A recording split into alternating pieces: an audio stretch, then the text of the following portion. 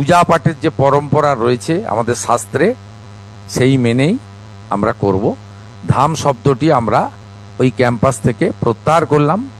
আমরা মাননীয় উড়িষ্যার মুখ্যমন্ত্রীর এই যে প্রস্তাব, তাকে গ্রহণ করে ওই ক্যাম্পাস থেকে ধাম শব্দটাকে আমরা প্রত্যাহার করছি, সরিয়ে দিচ্ছি। পুরো কমপ্লেক্সটার নামই হবে শ্রী শ্রী জগন্নাথ সাংস্কৃতিক কেন্দ্র, যেহেতু ওটাতেই ক্যাবিনেট অ্যাপ্রুভ্যাল রয়েছে, হিটকোর টেন্ডার রয়েছে, সরকারি অর্থ রয়েছে। আর যেখানে ঠাকুরের পুজো পাঠ হয়, সেই স্থাপত্য সেটা মন্দির নামেই পরিচিত হবে, শ্রী জগন্নাথ দেব মন্দির হিসেবে।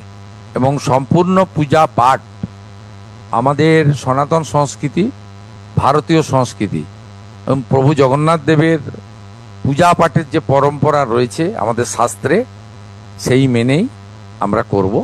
ধাম শব্দটি আমরা ওই ক্যাম্পাস থেকে প্রত্যাহার করলাম।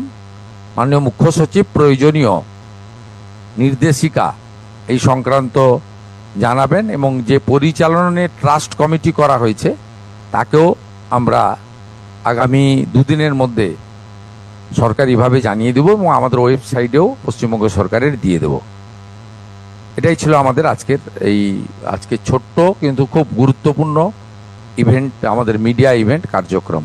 আমি সম্বিত পাত্রজিকে আর আটকাবো না, ওনার ফ্লাইট আছে, উনি আজকেই ফিরে গিয়ে মুখ্যমন্ত্রীকে তার যে প্রস্তাব আমরা সম্মানের সঙ্গে গ্রহণ করেছি জানাবেন।